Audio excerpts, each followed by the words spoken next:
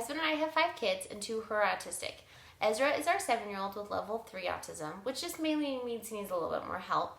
And Simon is our 3-year-old with level 1 autism, which mainly means it's more mild and he needs less help. The examples that we'll share in this video are from Ezra when he was 6 years old. Keep in mind you're not going to diagnose your child from this video, but I do hope this video can help increase awareness of autism. Here's 12 examples of autism in a 6-year-old. For most of the year, when Ezra was 6, we lived in an RV full-time and we were traveling to all the national parks in the US. Ezra loves the outdoors and loves hiking, and we always included him in all of our adventures. To be considered autistic, you must have difficulties in 3 categories: communication, social skills, and obsessive interest or repetitive thoughts and behaviors. Sensory issues, of course, impact all 3 of these categories. So please don't get worried that, oh no, your child has autism because they have a couple of these signs. But if your child has difficulty in all 3 of these categories, it's not a bad idea to talk to a professional about your concerns. The first sign is a repetitive behavior: collecting. Now, everyone collects, and we've mentioned this before in our other 12 sign videos, but this is a special kind of collecting. It's a type of obsessive collecting. You can see most of the time Ezra has something in his hand. He likes to manipulate and play with cords. This is not just a pastime, this is an obsession for Ezra. It's what we give him for Christmas and for his birthday, and he just can't get enough of them. He loves cords so much that he'll get protective of them and sit on them. When Ezra was 6 years old, we were at our friend's house, the Autism family. You might have heard of them. They have a YouTube channel too. And this happened. Whoa. This is the mother of all shiny cords.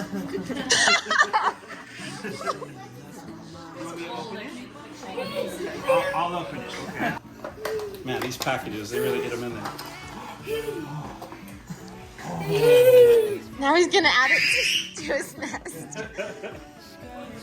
It's shiny. That's shiny. Yeah, that one's pretty special. The second sign is a repetitive behavior as well. It's odd and repetitive hand movements. Ezra will shake, roll, clench, and open and close his hands repetitively for long periods of time, and I mean hours a day. Usually he does this when he has a strong emotion, whether he's happy or sad. In this video, notice his hands as he's really excited to get out of the car. I think Ezra's excited. Ezra, you ready?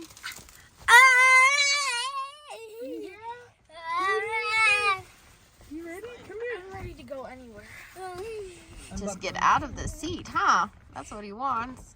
The third sign is a repetitive behavior as well, and can be entertained by one thing for an extended period of time. Now, in this case, it really depends on what type of thing is entertaining them. For example, I'm not talking about sitting in front of the TV or playing video games. That type of thing can entertain neurotypical kids for hours at a time. I think we already know that. But in this case, let me give you an example. Ezra and Simon were both in their high chairs while we were in the RV, and we were waiting for something. And I was actually looking for something to entertain them, and then I realized they were already entertained. Ezra was entertained by this strap that was part of Simon's high chair. He was entertained by this for over an hour. Simon and Ezra have been going back and forth with this for quite a while now. It's a very entertaining game.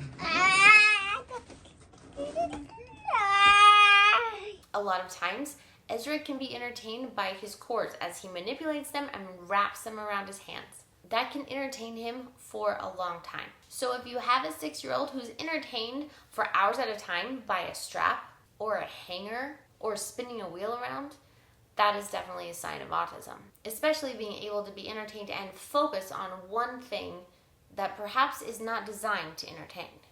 The fourth sign is eloping or running away. When an autistic person elopes, a lot of times they don't need a destination or a reason to leave. They just leave. Now, in my opinion, as a mom with 2 autistic kids, I can see this in the category of repetitive movements. Ezra loves to run, simply to run. But I can also see it in a social situation. Ezra can get overstimulated visually when he's in a crowd, and even when he's just with the family. And a lot of times, he doesn't want to be there and he'll run away. When we were visiting Carlsbad Caverns, afterwards we got together, had a fire, and cooked s'mores, and just spent time talking around the fireplace. And we were going around sharing our favorite thing about Carlsbad Caverns. Ezra loved being in the caves. He would just laugh as we were walking through Carlsbad Caverns. Check out that video here. And this is what Ezra did. Like a cave entrance to another little cave, and then the walls were all like caves and the ceiling was like all caves. And then the floor was tile. And then Cave spiders? Cave spiders. Thankfully, Benson caught him fast because Ezra can run fast. So while we were visiting all the national parks in the US, we always put Ezra on a toddler leash just to keep him safe. Because if we didn't, he would do this. Where is he going?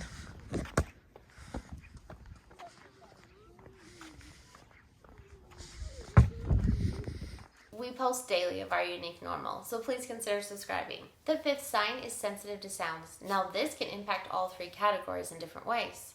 But as you can see in this video, Ezra will often put his hands over his ears.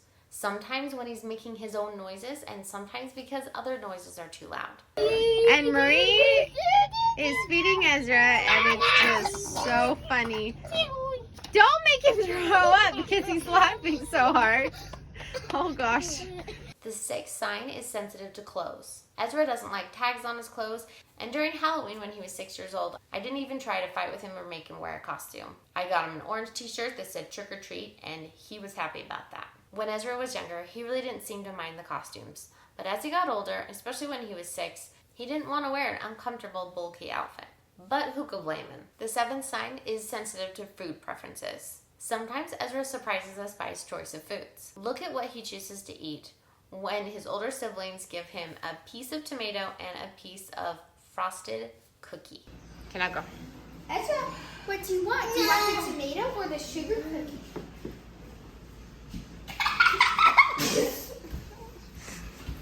Okay, Do it again. we'll see. Which one do you want?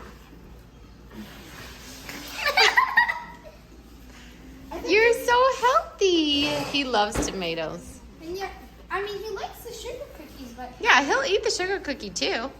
It's got frosting and sprinkles on it, but Really? You would rather have a tomato? Now, not all autistic kids love tomatoes.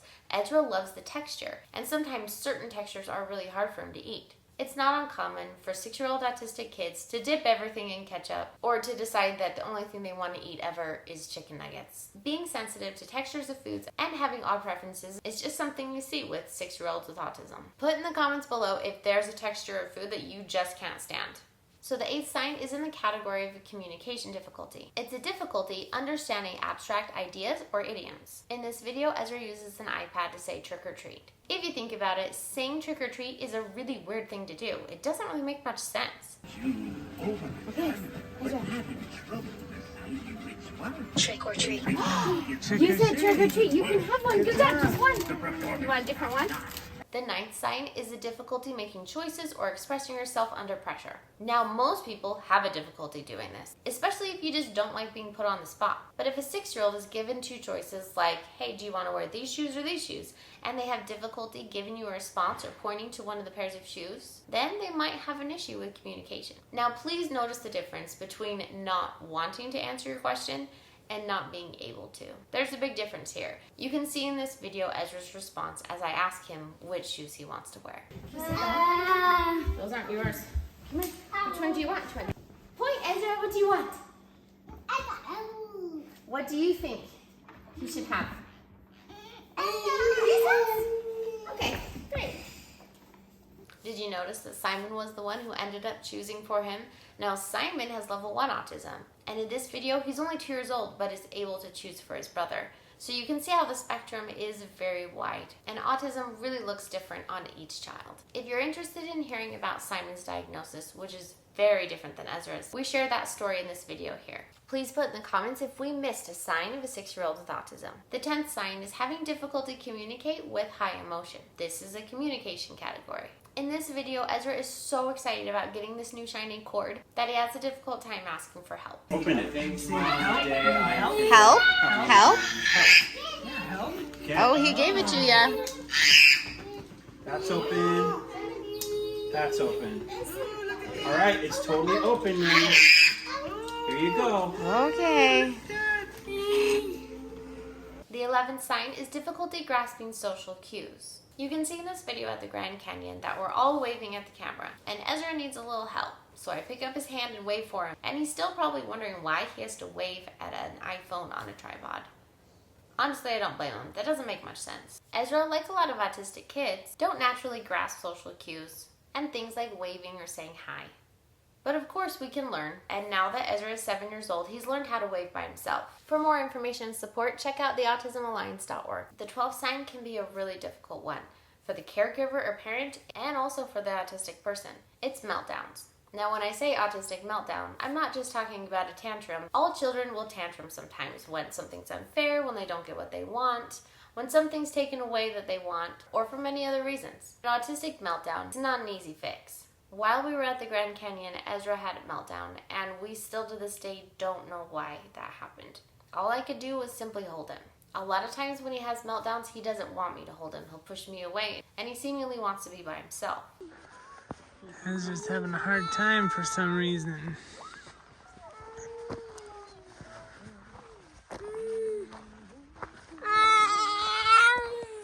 But here's a video about an hour after his meltdown.